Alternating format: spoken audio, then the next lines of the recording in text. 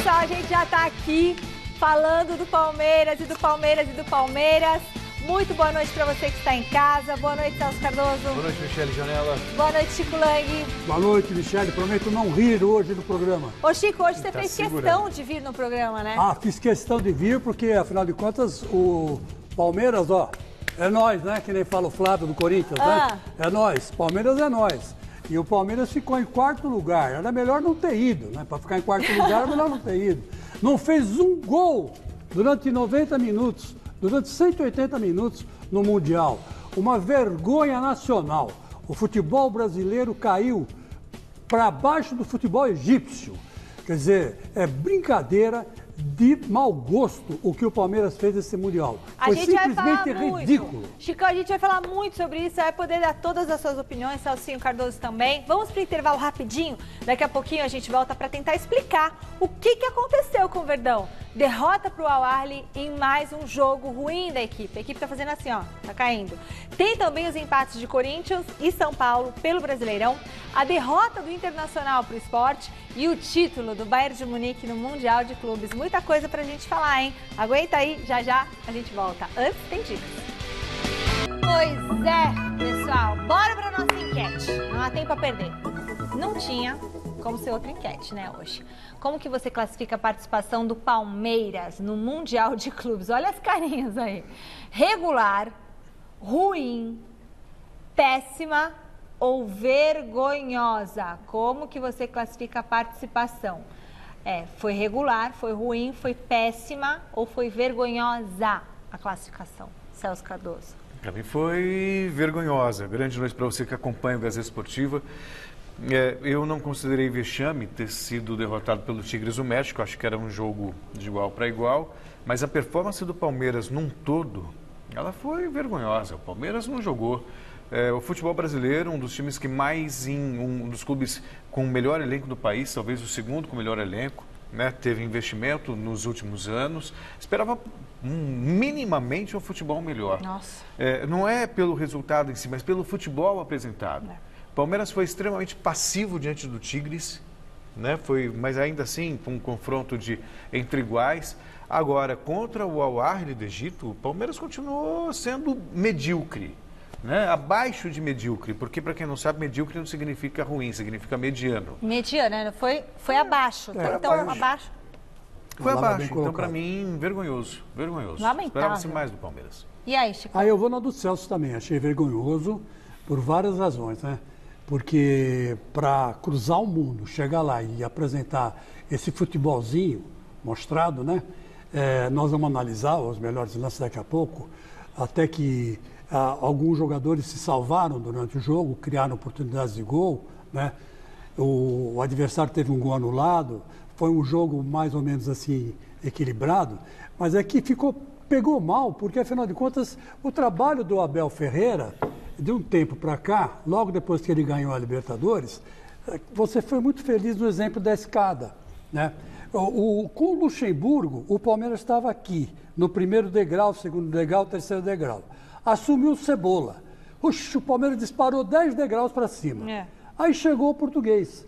Aí houve uma estabilidade, vamos dizer assim, uma constância, ganhou a Libertadores com um gol no último minuto da prorrogação, e aí começou a descer a escadinha. Está começando a descer a escadinha, como era na época do Luxemburgo. Então, eu acho que precisa ver também a influência do Abel Ferreira nesse futebol do Palmeiras.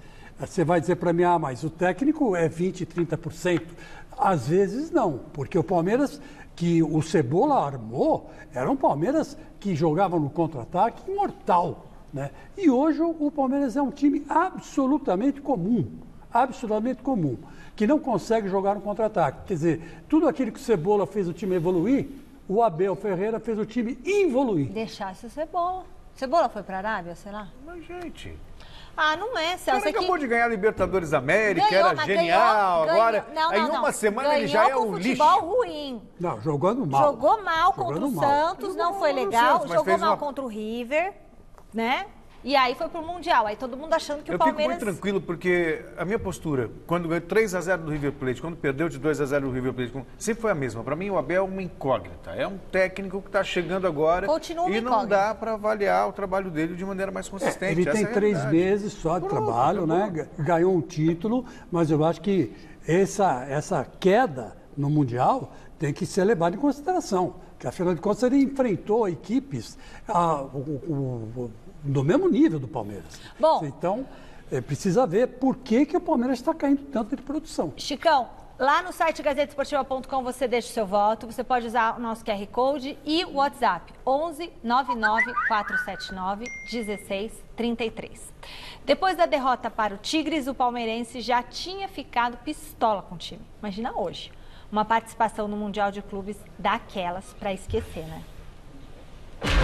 Colega, quem achou que o Palmeiras ia passear contra o Al-Ahly se enganou feio, viu?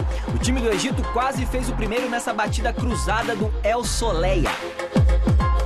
A resposta do Palmeiras veio nessa bomba do Rony, por muito pouco não saiu um golaço do Rony Elson. O Afisha teve a chance dele recebendo no fundo, mas o chute saiu torto. No final do primeiro tempo, o Palmeiras acordou e quase marcou em 2 chances de cabeça. Uma com o Rony e outra com o Luiz Adriano. Na etapa final, o Al-Ahly até fez o primeiro depois dessa defesaça do Everton, mas o Bandeira deu impedimento do Ajaí.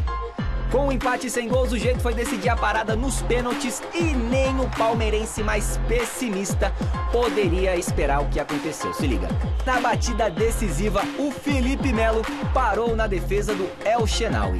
3-2 ao Al-Ahly e despedida frustrada do Palmeiras no Mundial de Clubes.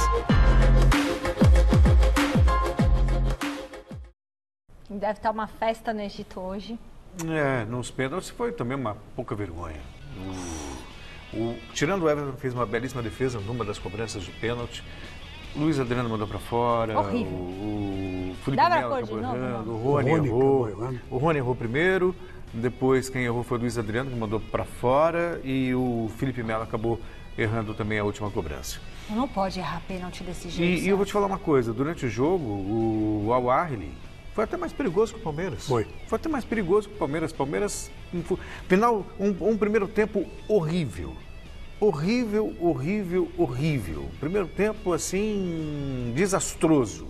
Segundo tempo até que o Palmeiras voltou um pouquinho melhor, mas melhor mesmo no jogo foi o Al-Ahly e nos pênaltis acabou se fazendo justiça para o que foi o jogo. Que também não dá para ser 0-0 eternamente, né? Se bem que seria bem a nota do jogo.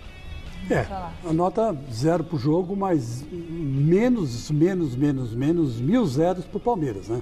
Olha o pênalti do falastrão Felipe Melo batendo, né? Que foi para o Mundial, fez o maior escarcéu. E de pensar que o Palmeiras foi campeão em cima do Corinthians no começo do ano, batendo pênalti. Né? No Paulista. Que coisa engraçada. E era o Luxemburgo. Então, a gente tem que analisar essas questões, né? Como é que o Palmeiras, um campeonato mundial, perde nos pênaltis, né, por 3-2, né, e ganha do Corinthians, né? Mas no Corinthians, acho que o Felipe Melo não bateu. Não bateu. O Rony bateu? Bateu? Acho que não. Agora eu não vou lembrar de cabeça. Eu sei que o último foi do Patrick. Patrick bateu. Patrick de Paulo. Eu lembro. Lucas Lima. Mas o pênalti também, né? Scarpa bateu. O Scarpa bateu. Felipe Melo não bateu, o Rony não bateu. O Luiz Adriano acho que bateu. Luiz Adriano eu não me lembro quem a marcha da contagem, mas ganhou nos pênaltis. E agora vai para os pênaltis e perde 3 pênaltis. Quer dizer, alguma coisa de muito errado está acontecendo no Palmeiras. Alguma coisa de muito errado. Eu acho que foi o desgaste físico por causa das competições seguidas. Para bater pênalti. Não para bater pênalti. Eu estou tentando analisar. Eu acho que é o desgaste físico, é a filosofia, vamos dizer assim, retranqueira do Abel Ferreira, né? Ele não sabe jogar pelas laterais. O Palmeiras era forte na descida dos laterais, agora não é mais. Ele não tem um centroavante fixo. O Luiz Adriano, ele é um centroavante que, na verdade, é um segundo atacante. Ele está improvisado. Eu acho que o Palmeiras tem uma série de defeitos que precisam ser corrigidos na sequência dessa temporada agora. né, que vai começar agora, né? Vai ter Libertadores, vai ter o final da Copa do Brasil. E o Abel Ferreira tem que fazer um exame de consciência para ver aonde que ele errou. Porque, veja bem, o saldo disso para o futebol brasileiro é muito ruim. Porque, por exemplo, se o Patrick de Paula, se o Gabriel Menino, o Gabriel Veron, eram revelações que podiam ser vendidas por 20 milhões de euros para o exterior, hoje eles vão ser vendidos por preços argentinos para o exterior. Caiu o valor desses jogadores. Caiu. Não, Caiu porque foi lógico, um fiasco. caiu. Não, E outra coisa, hoje o futebol brasileiro, se for vender para o exterior, e se mirarem no que o Palmeiras fez no Mundial, o preço do jogador brasileiro desvalorizou lá fora. Gente, Desvalorizou. O Palmeiras conseguiu abalar o mercado mundial brasileiro com essa vergonhosa participação Os clubes que têm interesse em jogadores como Gabriel Menino, Patrick de Paula, eles não analisam um torneio como o Mundial de Clubes da FIFA. Eles analisam o trabalho na base, seleção de base. O desempenho no Mundial, se o cara afina ou não afina, desculpa. Você precisa ver como é que o Bayern festejou a vitória. Aquele que foi Ginhá lá, difícil. o Ginhá tá se consagrando aqui no Brasil. Todo mundo de olho nele, caiu tudo aqui. Né? Eu vi. Agora, caiu que nem o Palmeiras. Caiu que nem o Palmeiras. Ó, pera um pouquinho, vamos falar com o Silvestre. Silvestre, conta pra nós qual foi a explicação que o Abel deu para essa atuação desastrosa do Palmeiras. Boa noite. Boa noite, Michele. O discurso do Abel, desde a derrota para o Tigres, é de orgulho do time, aquele discurso para motivar os jogadores, de que o Palmeiras conquistou o direito e tal. Daqui a pouquinho a gente vai colocar um trechinho da entrevista pós-jogo do Português. Nesse momento eu queria chamar o Felipe Melo, mas antes disso, dizer para vocês que desde que a FIFA... Nossa, meu celular não para, cara. É meme atrás de meme, torcedor me zoando aqui, tirando sal, me zoando não, né? Porque eu não torço pro Palmeiras. Mas não para de vibrar aqui no bolso, Michele. E o que aconteceu foi que o Palmeiras vai trazer do Catar a pior campanha de um time brasileiro, aliás, a pior campanha de um time sul-americano desde que a FIFA montou o Mundial de Clubes com esse formato, se eu não me engano, em 2005, quando São Paulo e Liverpool decidiram o Mundial naquela oportunidade. O Palmeiras não fez gol no tempo normal dos 2 jogos, conseguiu marcar só de pênalti 2 com Gustavo Gomes e o Gustavo Scarpa. O Palmeiras fica em 4º lugar. Todo mundo da América do Sul que foi para lá ou ganhou o título, desde 2005, ou ganhou o título, ou ficou em 2º, ou pelo menos na briga pelo 3º, conquistou o 3º lugar. Então realmente é uma campanha a ser esquecida, ou pelo menos que sirva de lição para o Palmeiras. Me parece que time brasileiro, quando vai disputar esse Mundial, fica tão paranoico com esse papo de Mundial. É um estresse tão grande, meu Deus, é o Mundial, que os caras não conseguem jogar, meu. Né? Trava tudo, perna pesada, cabeça não pensa direito, enfim. Palmeiras volta, portanto, com esse 4º lugar e logo depois de ter perdido a última penalidade, o Felipe Melo, o Pitbull, que foi titular, o Abel mexeu um pouquinho no time, né? Colocou 4 ou 5 jogadores como titulares nessa partida, entre eles o Felipe Melo, que foi lá cobrar o pênalti com paradinha, errou, acontece, e o Felipe Melo deu essa explicação. A gente errou, a gente fez um bom jogo, creio que a gente teve uma margem de melhora do primeiro jogo, né? Fizemos aquilo que nós fizemos no treinamento e a equipe dele foi melhor capacitada. Infelizmente a gente perdeu, agora é focar nas finais que nós temos no Brasil, né? Muita coisa boa esse ano, muita coisa boa aconteceu, já é um privilégio estar aqui. Infelizmente a gente não conseguiu o objetivo maior, que era ser campeão do mundo, mas a gente deixa esse Mundial de cabeça erguida de ter feito o nosso melhor. Não é fácil, nós jogamos contra 2 escolas de futebol diferentes, contra uma escola mexicana que tem um treinador que já está há 300 anos na equipe, uma boa equipe formada, a gente não jogou contra qualquer equipe, jogamos contra um time que de certa forma deu trabalho para o Bayern. A gente voltou a não tomar gol, que é importante para a gente, né? Em decisão de campeonato não tomar gol é importante. Agora nós somos falhas na hora de cobrar os pênaltis, isso aí foi crucial para que eles vencessem, mas a gente sai de cabeça erguida. Felipe Melo disse aí, né, que o Palmeiras perdeu por um time que deu trabalho para o Bayern no jogo anterior, e deu mesmo, o Al-Ahly, do Egito. Agora, quem também deu trabalho foi o Tigres do México, que eliminou o Palmeiras da semifinal. Tanto que segurou a bronca, perdeu por 1-0. É um time inferior ao Bayern, claro que é, mas pelo menos jogou, né? E aí, olha o gol dos caras, velho. O gol do Bayern teve uma irregularidade absurda, porque a bola bate na mão do Lewandowski. Eu não gosto dessa regra, mas a FIFA mudou a regra. Se bater na mão do atacante, para o lance. Chamaram o VAR, a bola claramente resvala no braço do Lewandowski e sobra aí para o outro rapaz aí fazer o gol. Um absurdo, não sei o que vocês pensam, né? Eu não gosto da regra, mas já que ela existe e tem até o VAR, como é que os caras não viram que foi mão? Meteram a mão no Tigres.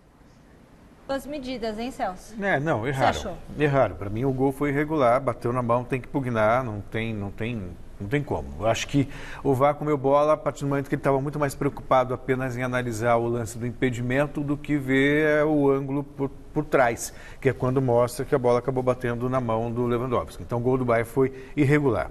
E aí, nesse lance, é bom a gente salientar, na regra não tem exceção.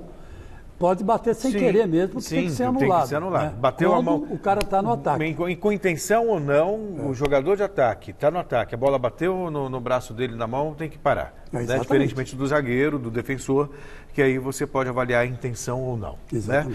Bom, o Bayern acaba cumprindo com a expectativa. O Tigres também nem chegou a ameaçar o Bayern, essa é a realidade. Foi um time que jogou fechado, deu trabalho, mas naquela base, entendeu? Tentando especular um contra-ataque, alguma coisa. Em nenhum momento o Bayern foi, de fato, ameaçado. Então o título ficou com o melhor time mesmo, isso não se discute. O último campeão sul-americano, campeão do mundo, foi o Corinthians, 2012. Nas últimas 14 finais, 13 vitórias dos times europeus, o que mostra a supremacia. Queria só falar sobre o que falou o Felipe Melo.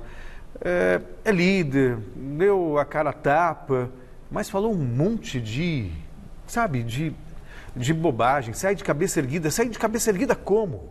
Sabe, o Palmeiras não fez nada, não jogou nada. Outra coisa, fizemos como treinamos. Então o Palmeiras está treinando muito mal. Está treinando mal para jogar, está treinando mal para bater pênalti, sabe? Tudo bem, tem que dar entrevista, não pensou para falar, mas, sinceramente, olha, era melhor ter ficado quieto. Ele botou a culpa no treinador, fizemos como treinamos, vocês estão treinando isso aí? Perdeu uma boa oportunidade de repente, sabe, não ter falado nada. Fala assim, não é o que nós queríamos, paciência, vida que segue, muito e embora. chateada. E outra coisa, né? Não falar que demos... Ele falou, nós demos o nosso melhor. Nossa Senhora, hein? Imagina se fosse o pior. Bom, agora você falou uma coisa certa, porque o Felipe Melo falou uma porção de bobagem, botou a cara a tapa, né? Deu justificativas que acabaram comprometendo ainda mais, né, o desempenho do Palmeiras. E eu acho que chegou o final do Felipe Melo. A passagem dele pelo Palmeiras termina no campeonato. Nesse campeonato mundial. Eu acredito nisso. Acho que ele já deu o que tinha que dar no Palmeiras. Ele ganhou Libertadores, ganhou o título paulista, ele contribuiu aí, ganhou o título brasileiro também, mas chegou, parou. Felipe Melo não está mais. Se é para apostar, então, em caras jovens, que apostem nesse Emerson, que é um bom jogador, na verdade, e não mais do Felipe Melo. Felipe Melo, para mim, esgotou a carreira no Palmeiras. Tem que dar para ele um prêmio, dar uma carta de alforria para ele, libera, ele vai embora e seja feliz em outro clube. Olha, e o Corinthians, hein, Chicão? O Corinthians é um time que imaturo, chega a essa conclusão. Olha só, esteve na frente do placar 3 vezes, mas deixou o Furacão chegar. Um empate dentro de casa que pode custar caro lá na frente. As nuvens carregadas no fim de tarde deram lugar à pintura no céu de Itaquera antes do cair da noite. Seria um sinal? Nunca saberemos. Mas lá no gramado, logo aos 2 minutos do duelo entre Corinthians e Atlético, surgiu também uma pintura com rabisco e traço longo de Cantilho, toque de Fagner e finalização artística de Gustavo Mosquito.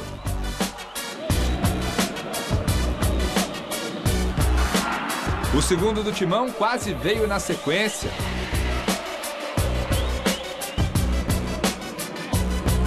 Mas não antes da pintura atleticana, jogada muito bem trabalhada com a pincelada final de Abner. Golaço e tudo igual.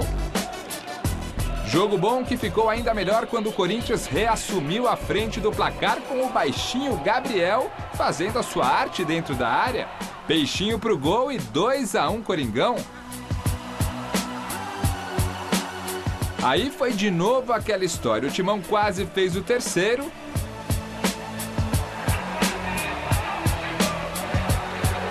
Mas o Furacão é que colocou lá dentro, sem pintura, sem arte, mas com insistência. Fernando Canezin fez 2-2. Na segunda etapa, se o Corinthians quase marcou aos 6 minutos, se liga nessa chance perdida pelo Furacão aos 8.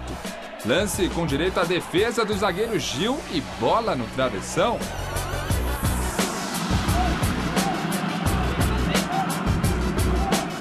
Até que um artista mosquito iluminado apareceu mais uma vez, recebeu de Arauz e fez o terceiro do Timão.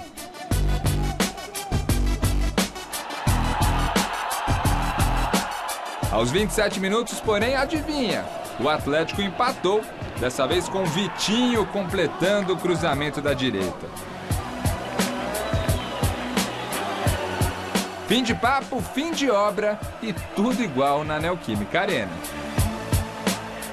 O Corinthians ficou na frente 3 vezes, mas cedeu o empate em todas elas. Apesar do bom jogo e do resultado que manteve a equipe na 8ª colocação do Campeonato Brasileiro, o sentimento que fica é de que o Timão deixou a vitória escapar. Não tenha dúvida que o sentimento é um sentimento de que poderia ter sido diferente. Óbvio que a gente ficou chateado pelo empate e o castigo acabou sendo duro, né?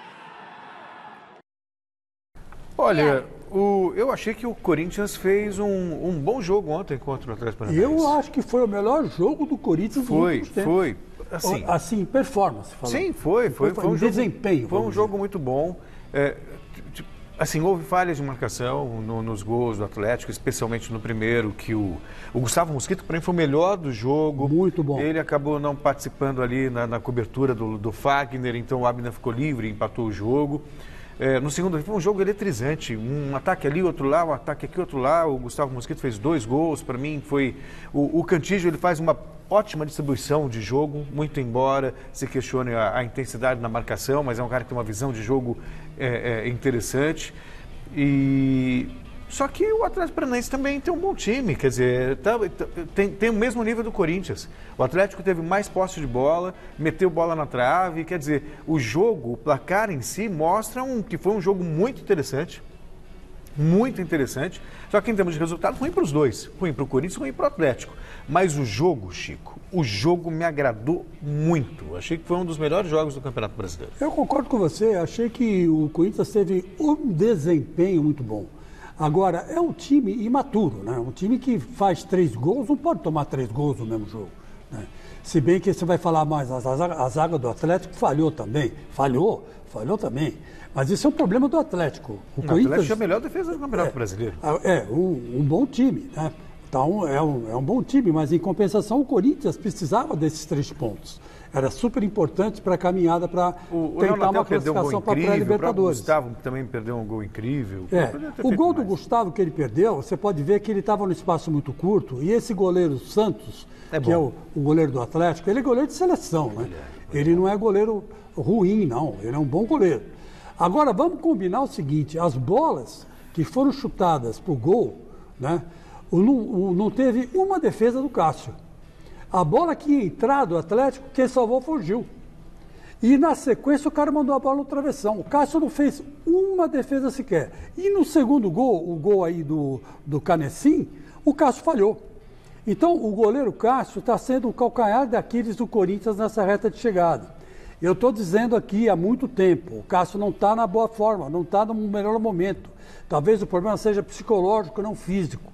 Estava na hora de dar uma chance para o Walter, né? Mas o Mancini não tem coragem de tirar o Cássio, né? Não tem coragem de mexer com o Cássio. Então ele fica pagando o preço de uma fase de um jogador ruim. E foi o que aconteceu ontem. Eu duvido que o Walter tomaria esse gol do Canessim. Duvido. Porque não é, o goleiro não podia espalmar a bola onde espalmou, né? E a defesa também estava desatenta. Também mas o Canessim enfim, estava entre o Léo Natel e o Fagner, que não deram combate, né? Também faltou essa atenção maior. Mas, vamos ver, agora sobrou tudo para o jogo do Flamengo, né? Bom. E aqui entre nós, né, Flamengo e Atlético Paranaense, o Flamengo é 500 vezes melhor. Né? O Jonas Campos chega com as notícias do Corinthians que não consegue sair daquele bloco intermediário da tabela. E a sequência de jogos não vai ajudar em nada, né, Jonas? Boa noite. Fala, Mi, boa noite para você, para o Celso, para o Chico, todo mundo que acompanha o nosso Gazeta Esportiva. Pois é, ontem até concordo com vocês, tenho acompanhado muitos jogos do Corinthians na Neoquímica Arena. Ontem uma das melhores partidas que eu acompanhei no estádio, jogo bastante movimentado, o Corinthians surpreendendo muito ofensivamente, principalmente ali pela ponta direita, né? O Gustavo Mosquito, que inclusive foi muito elogiado pelo Wagner Mancini, sendo a principal válvula de escape do ataque corintiano, uma parceria muito interessante com as ultrapassagens do Fagner, né? Nessa bola que o Cantillo consegue colocar ali para o setor ofensivo pela direita do ataque corintiano. O Corinthians segue na 8ª colocação, mas não dá para negar que perdeu uma oportunidade e tanto de se consolidar ainda mais nesse possível G8, porque a coisa está muito embolada ali, tem Bragantino, tem o próprio Atlético Paranaense, tem Santos, tem muitos times aí brigando por essa 8ª vaga. E o que preocupa, e aí é o ponto principal, né, pelo empate de ontem ter sido considerado ruim, é a sequência de jogos do Corinthians até o fim do campeonato. A gente até coloca na tela, o Corinthians tem mais 4 partidas. E, gente, dá uma olhada na sequência braba que a equipe do Wagner Mancini tem pela frente. Flamengo no Maracanã, Santos na Vila Belmiro, o Vasco na Neoquímica Arena, né? O Vasco provavelmente ainda brigando contra o rebaixamento. E para fechar, o Internacional no Beira-Rio. O Inter, né, pelo andar da carruagem, ainda pode estar brigando pelo título nessa última rodada.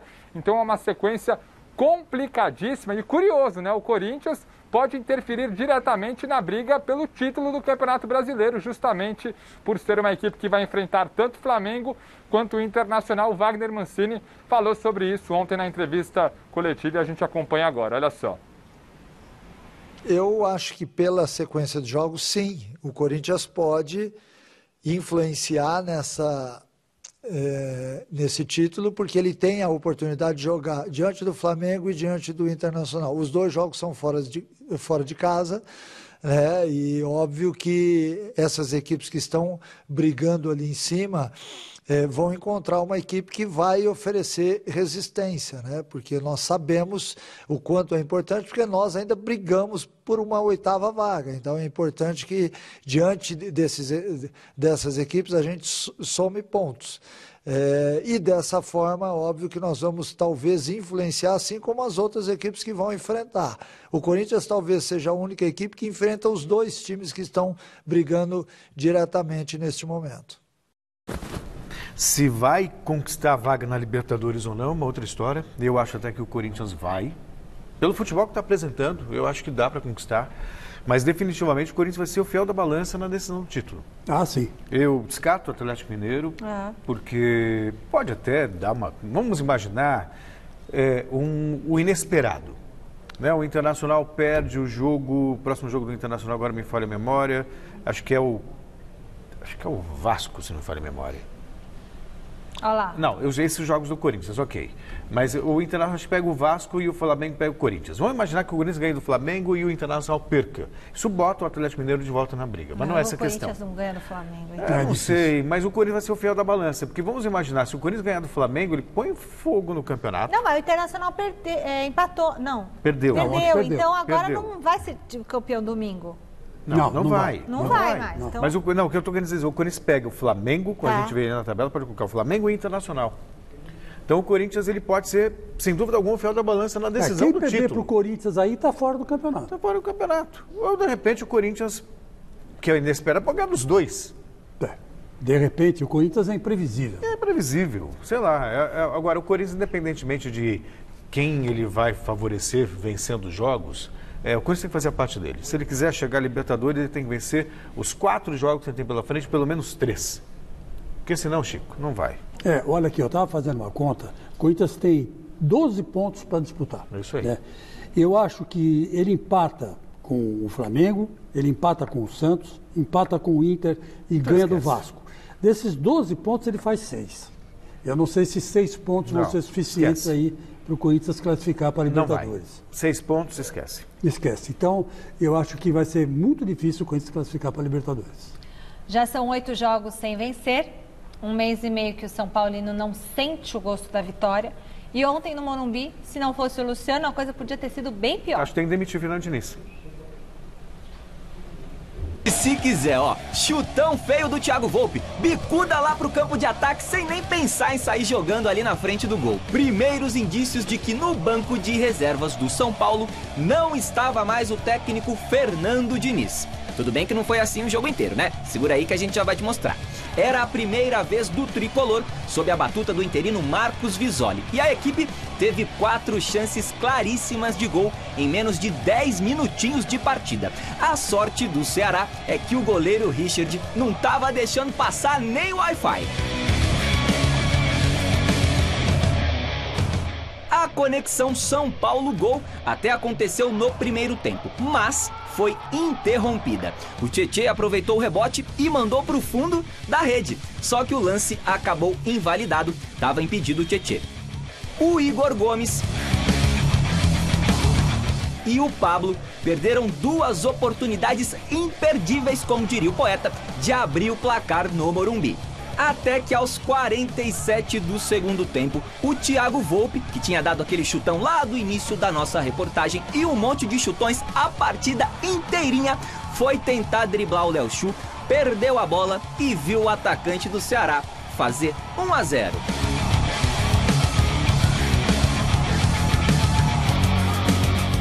Quando nós chegamos no vestiário, eu proibi qualquer conversa. Isso foi minha. Eu coloquei para eles. Mas eu quero ser claro com vocês, o Volpi já fez milagres. Nesse Campeonato Brasileiro ele já pegou quase 5 pênaltis. Então fez grandes defesas. Quando tudo parecia se encaminhar para mais uma derrota, quando tudo parecia levar a mais um vexame, o Luciano usou a cabeça aos 51 minutos e deixou tudo igual, para alívio do Thiago Volpi e da torcida São Paulina. 1-1, placar final. Com esse empate diante do Ceará aqui no Morumbi, o São Paulo chegou aos 59 pontos no Campeonato Brasileiro, mas a equipe aumentou o próprio retrospecto ruim na atual temporada. O tricolor ainda não sabe o que é vencer em 2021 e não conseguiu uma vitóriazinha sequer nos últimos 8 jogos. A gente ainda tem 12 pontos para buscar. Então esses 12 pontos nos dão o título ainda, dependendo de outros resultados do Campeonato Brasileiro. E como eu ia dizendo, né? Manda embora o Fernando Diniz. Ele é o responsável por tudo, né? Pois é. Não era o problema do São Paulo? Mas você vê, mas ele não deixou, não, ele deixou uma herança meio maldita, né? Ele deixou uma herança maldita. Esse negócio de goleiro sair jogando, né? O goleiro brasileiro não sabe fazer isso. Chico. O goleiro brasileiro não sabe sair jogando. É só você ver. Fecha as portas, vai fazer forno, fogão e companhia, vai cozinhar, fazer programa de culinária. Os jogos do Mundial, futebol, pelo amor de Deus. Deu uma aula de como sair jogando. Ali sim, esse goleiro, que para mim hoje é o melhor do mundo, o goleiro do Bayern, o Neuer, ele deu aula de como sair jogando futebol com os pés, né? Ele sim, fazia o papel de um verdadeiro líbero, né? Saindo jogando. Agora, o goleiro brasileiro não sabe fazer isso. Não vem dizer para mim que sabe, que não sabe. Chico, mas foi uma o goleiro do Atlético dele. já falhou, né? O goleiro do Santos já falhou. Né? O goleiro do Flamengo já falhou, o Hugo. O Cássio já falhou. O Cássio já falhou. O Cássio não sabe se jogar no pé. Não, o Cássio não sabe mesmo definitivamente. Gente, o Alisson, que é goleiro da seleção brasileira, falhou. O Alisson falou, então por isso que eu estou dizendo para você, o goleiro brasileiro não se adapta a esse esquema de sair jogando. Mas, Chico, o erro de sair com os pés, ou o atacante que perde um gol na cara do gol, para mim, eu não vejo muita diferença. Você tem que jogar futebol. Se é para ficar com medinho e só dar chutão para frente, o que adianta? Mas... Assim, não estou absolvendo o Thiago Volpi. Ontem ele fez uma burrada, para não falar uma outra coisa. Foi uma escolha errada. Cadê ela? Dele. Cadê o lance? Agora, mas até aí vocês vão colocar essa culpa no Fernando Diniz? Pelo amor de Deus. Não vou gente, dizer que é o Fernando Diniz. Ele deixou a herança do jogo. O Visoli o mundo joga assim. Os grandes clubes do mundo Celso, jogam assim. O Visoli não podia chegar tem que ontem. saber, né, Celso? Tem O que Visoli saber. não precisa chegar ontem como técnico interino Treina. e virar e falar assim: vamos jogar dessa forma. Ele não ia mudar da noite para o dia. Ele tinha que pegar o que o Fernando Diniz fez e tentar dar uma ajeitadinha aqui e ali. Agora, o Visoli tem capacidade para isso? Eu acho que não. Eu vou te falar uma coisa. O Crespo está chegando, você vai ver a saída de bola lá de Diniz do mesmo jeito. Agora, aí fez a escolha errada. Ele não podia pegar com a mão? Não, mas ele podia ter dado um chutão. Dar um chutão. Olha, ó, Por que ele não podia deu um pegar a chutão? bola e ter dado um chutão. Ele quis driblar o cara. Por que ele não errou deu aí. um chutão, gente? Então. Fez a escolha errada. Não fez podia a escolha pegar na mão errada. porque não tá dentro da área, né? Daí foi um recuo também. E se você reparar, Gente, é ó, vergonhoso. o gol, isso aí. se você reparar no gol do São Paulo, o Luciano, ele faz o gol de cabeça e que sai quase chorando, cara. Pode reparar a cara que ele faz, que dá um close nele, quer ver, ó, bola sobra, ele mergulha e faz o gol, e aí a câmera focaliza ele, quer ver? Vai dar um closinho dele, já. Ele tá quase chorando. Você acha que ele tá chorando por quê? Porque, pô, senão seria o desastre total. Quer ver? Olha que a carinha dele é de choro. Expectativa agora, tô até Ele ficou ansioso. emocionado. Ele ficou, não tem essa Não imagem, tem que aqui. pena. Foi na Que transmissão. pena, não tem imagem. Mas Bom, ele ficou emocionado. Ó, vamos chamar o José Paz, lá do CCT da Barra Funda. São Paulo não vence desde o ano passado e tem outros problemas pro próximo jogo, né, José? Boa noite.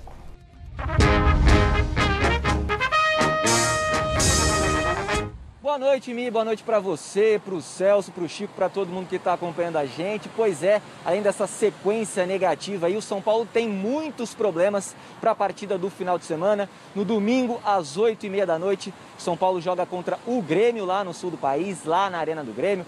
Jogo válido pela 36ª rodada do Campeonato Brasileiro. E para essa partida, o técnico interino Marcos Visoli não vai ter 3 jogadores importantes. Juan Fran, Igor Gomes e Pablo, os 3 tomaram o 3º cartão amarelo ontem contra o Ceará, então suspensão automática para os 3. E eu disse o Marcos Visoli, viu, Michele, porque ele vai continuar como técnico interino do São Paulo nesta partida contra o Grêmio.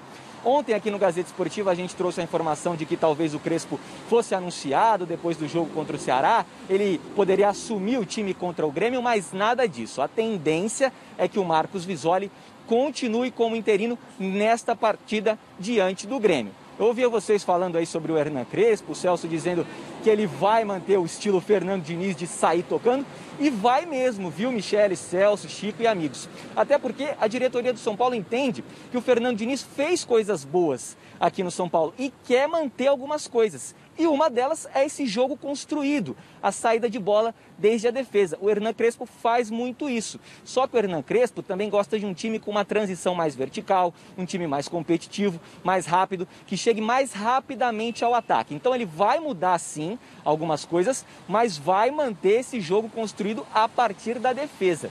E uma outra coisa, viu, Michele? Muita gente se perguntando aí, poxa, mas um técnico estrangeiro, por quê? É porque tá na moda? Não, não é nada disso. A diretoria do São Paulo entende que um técnico estrangeiro, ele tem uma visão mais imparcial, mais neutra do que é o São Paulo. E segundo a diretoria, os treinadores brasileiros têm uma visão mais viciada, mais estigmatizada do que é o tricolor paulista. Daqui a pouquinho eu volto, viu, Michele, com mais notícias em relação ao Hernan Crespo, porque o homem vai ter trabalho, vai ter muitos desafios pela frente. Mas isso é um assunto para daqui a pouquinho. Daqui a pouquinho eu volto. Precisa ver se o que o treinador, eles querem do treinador, o time consegue oferecer para o treinador, Celso.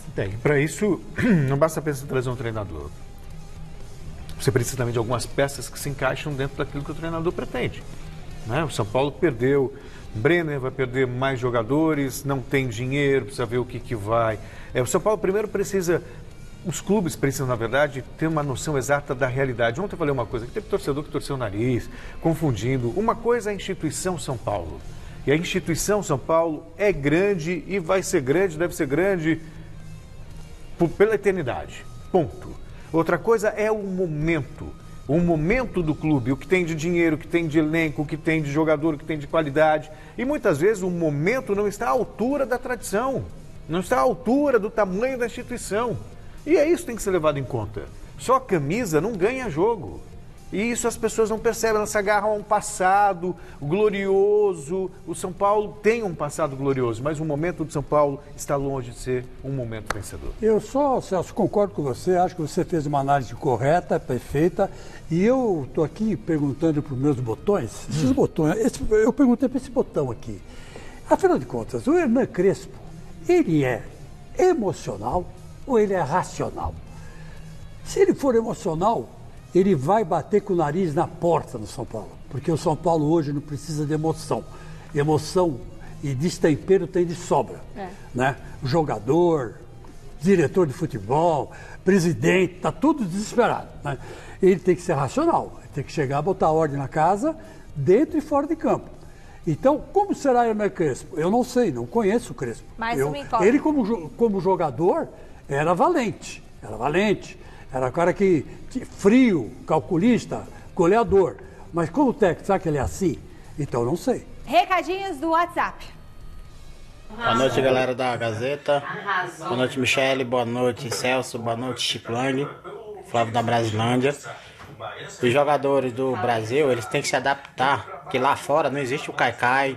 Eles não vão dar essa mão de nada, entendeu? E outra coisa, tô contigo, Chico Lang. Foi uma vergonha, não era nem pra ter ido. Alô, galera. Boa noite, Michele. Boa noite, Chico. Boa noite, Celso. A participação do Palmeiras no Mundial foi ruim, concordo. Mas, Chico, fica esperto. Teu time não vai se classificar para Libertadores, tá? O Adson de Belém do Pará. Boa noite para vocês aí no estúdio. Oi, Michele. Secamos o Palmeiras e deu certo, hein? Pior time sul-americano em mundiais. Não conseguiu fazer um gol só e continua sem mundial. José Antônio, Marcelo e Luca, na Selva da Serra. Muito bom, olha só original, nossas redes sociais, facebook.com/Gazeta Esportiva e o nosso Instagram, @Gazeta Esportiva. Siga lá e se inscreva no nosso canal do YouTube, tá? Você que está me vendo já está se preparando para São Silvestre, como o Celso Cardoso, como o Chico Lang?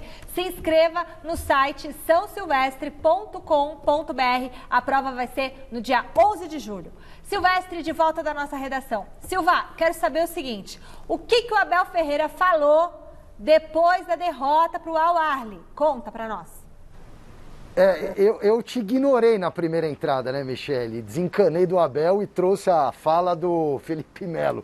Mas agora vamos ouvir o português, que faz um bom trabalho, que conquistou um título histórico, que foi a Libertadores da América, meteu goleada para cima do time do Chico Lang, fez algumas grandes partidas, mas tem nos decepcionado no Mundial de Clubes, tanto o time, na minha opinião também, quanto ao discurso dele. É um rapaz articulado, bonitão, você gosta muito dele, né, Michele? Bonitão, cheiroso, fala bem, só que convenhamos, tá com muita conversinha mole para explicar essas derrotas aí do Palmeiras.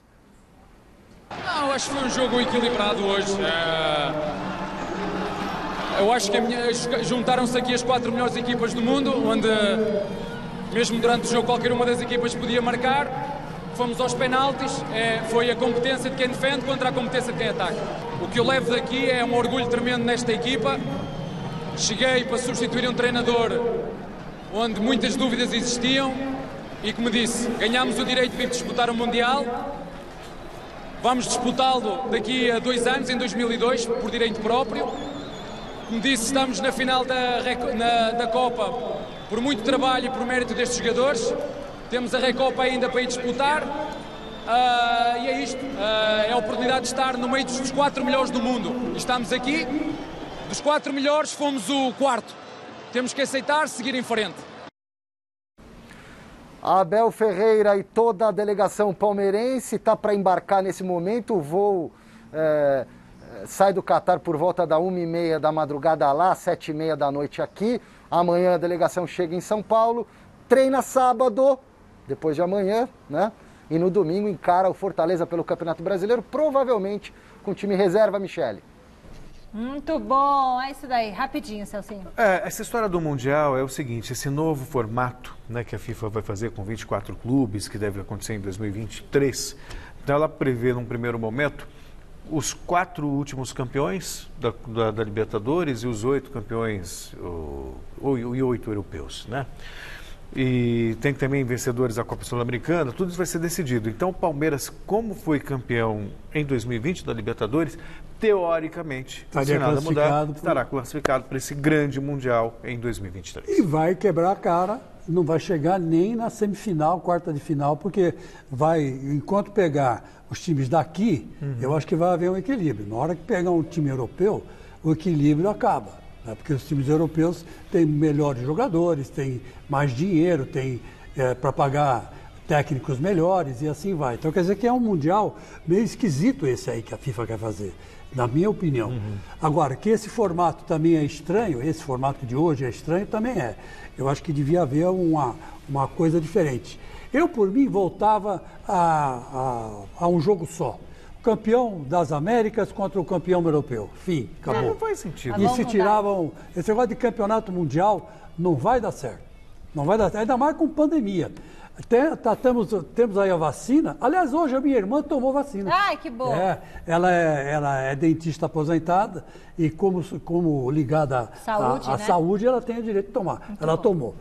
Um beijo para você, Tê. Chama Terezinha, minha irmã. Muito bom. Então, ela já tomou. Então, daqui a pouco, o mês que vem, serei eu e o Flávio Prado. Aê! Vamos tomar também. A gente acha que é junho, Celso. Vocês são junho. Exatamente. Nosso aniversário. Ó, pessoal, é o seguinte, Troféu Mesa Redonda está chegando. Essa grande festa que vai acontecer, a gente vai colocar no ar no mês de março. Estamos com todos os preparativos e a Lux Color está com a gente no Troféu Mesa Redonda, fazendo uma festa linda, colorida, toda especial e com todo o glamour que a Lux Color merece, e você de casa também. Combinado? Voltamos com José Paz do CCT da Barra Funda. Enquanto São Paulo vive um jejum de vitórias, a diretoria ajusta os últimos detalhes para anunciar Hernan Crespo. E ele vai ter trabalho na equipe, né, Zé?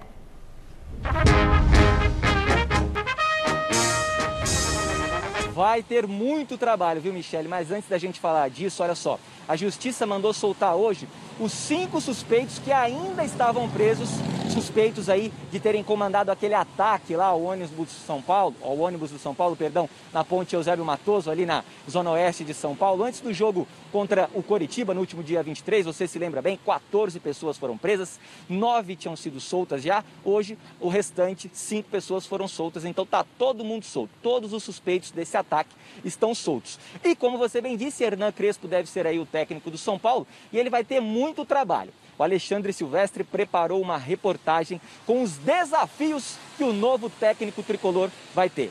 Dá uma olhada.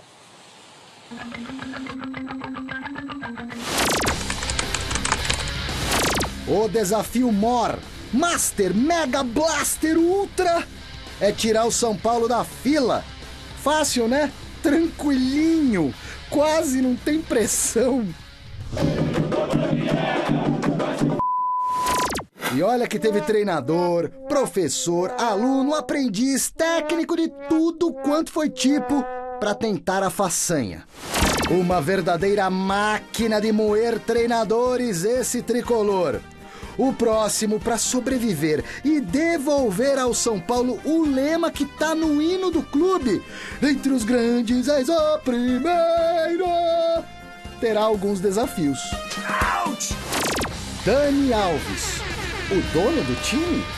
Eu acho que ele estava tomando um pouco de conta ali da equipe, estava um pouco de soberba, né? Daniel Alves, que foi durante quase toda a sua carreira um nota 9,99 na lateral direita, ele é um jogador nota 7 no meio de campo, nota 6,5, 7.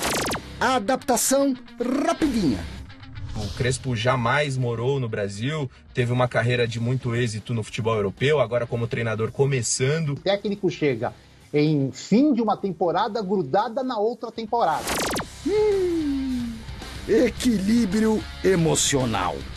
Precisa dar uma volta por cima e responder para esse torcedor, ainda mais tendo batido na trave, né? Estabelecer uma confiança tanto com os torcedores quanto com os jogadores. O torcedor já fala, não era esse que eu queria, esse não é vencedor, esse não é aquilo outro, não sei o quê. Esquema de jogo, opa! A ideia é aprimorar aquilo que vinha sendo desenvolvido. Aumentar o repertório de um time que aprendeu a jogar de um jeito específico. Ele não terá o orçamento para montar um time da sua cara, do seu jeito, da sua filosofia. Os fantasmas do Morumbi. O mais importante é a figura do Muricy Ramalho. Ter o Muricy Ramalho atrás, e ter o Rogério Ceni a qualquer momento no mercado. Isso também é alguma coisa que sempre me preocupa, porque não por causa dos profissionais, e sim por causa da torcida. Por $1 milhãozinho ao mês, eu encaro. E você?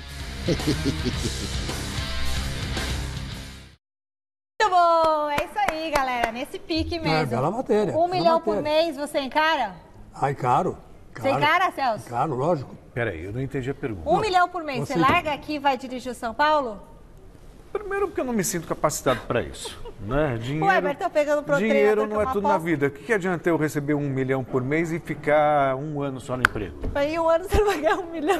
Tudo bem, nem mas... 2, nem olha, 3. assim, é que para você assumir um clube como São Paulo, você precisa ter estômago. Quais são os desafios que você acha que esse treinador vai ter? Não, vai ter muitos. Primeiro... 3, vai. Primeiro deles, é a impaciência da torcida. Sabe? É uma torcida que ainda dormiu com a história do soberano e não acordou para a realidade do São Paulo. Então acha que, como foi soberano no passado, pela camisa, pela tradição, tem a obrigação de ser campeão o mais rápido possível. Segundo desafio. Segundo, a questão financeira do São Paulo. Sem dinheiro você não consegue contratar jogadores, você tem que apostar na base. E para você apostar na base, você precisa de tempo. Com uma torcida impaciente e dirigentes que normalmente não têm, sabe, vão na onda da torcida, não há Cristo que resista. Terceiro desafio. Terceiro desafio é fazer esse time jogar com o que tem nas mãos. Questão psicológica. Eu vou dar uma pitadinha você, Chicão, seus desafios. Que você, na verdade, se recusa a assumir o São Paulo. Como jornalista, você acha, não tenho capacidade. Mas eu quero lembrar ao amigo, ao companheiro Celso Cardoso, que no Rio de Janeiro, nos anos 80, né, não sei quem era o presidente do Flamengo, colocou o radialista Apolinho como técnico do Flamengo. Deu certo, Chico? Não deu certo. Evidentemente que não. Mas Saldanha, que ele foi... O João Saldanha, não. O João Saldanha, ele era diretor de futebol em 1958, quando ele foi campeão pelo Botafogo, carioca pelo Botafogo. Sim. Aí depois, sim, o João Saldanha, que tinha ligações com o Partido Comunista Brasileiro na época, né, ele se dedicou ao futebol e a escrever também como jornalista. Ele foi jornalista depois que ele foi campeão, é diferente. Eu sei, Chico. Agora, o Apolinho não, o Apolinho assumiu o Flamengo, a torcida carregava o Apolinho nas costas, porque a Rádio Globo naquela época, nos anos 80... Chico, mas os desafios, quais são para você? O Celso deu os desafios dele. Você, 3 desafios, dá tempo? Dá tempo, rapidinho, vai. Primeiro, a língua. A língua do Crespo. Sei lá se ele fala aquele portunhol. Ele fala espanhol e os jogadores brasileiros, a maioria fala português. Tá. Isso é um grande obstáculo. É verdade. Né? A língua irmã. Com os jogadores no treinamento vai ser... Até ele conhecer todos os jogadores também é outro desafio, hein? Porque o Abel teve o Cebolinha para ajudar. O dinheiro que o Celso falou, eu acho que o São Paulo vai fazer das tripas coração para pagar essa comissão técnica. Esse 1 milhão aí vai sair da galinha dos ovos de ouro, né? Tem que achar a galinha de ovos primeiro para depois pagar esse 1 milhão. E o terceiro e último desafio é saber o que fazer com o Daniel Alves. O que fazer com o Daniel Alves? Porque na cabeça do Crespo, como na cabeça do mundo inteiro, o Daniel Alves é o maior lateral direito que o mundo conheceu nos últimos 15 anos. Mas ele não e hoje ele está jogando no meio campo. Está completamente fora das características que o consagraram, que deram a ele 40 títulos pelo mundo. Quer dizer, se ele ganhou $1 milhão nesses 40 títulos, ele tem uma fortuna hoje de 40 milhões. $40, você imagina. Ou que ele tenha gasto 10, tem 30. São é muita coisa. Muitos desafios para o futuro treinador de São Paulo. Resultado da enquete: como você classifica a participação do Palmeiras no Mundial de Clubes? A maioria respondeu que foi vergonhosa, vexatória. 90%, 80% dos votos. Acabou, galera. Amanhã a gente tá de volta. Tchau, Celcinho. Tchau, Chicão. Tchau, Mi.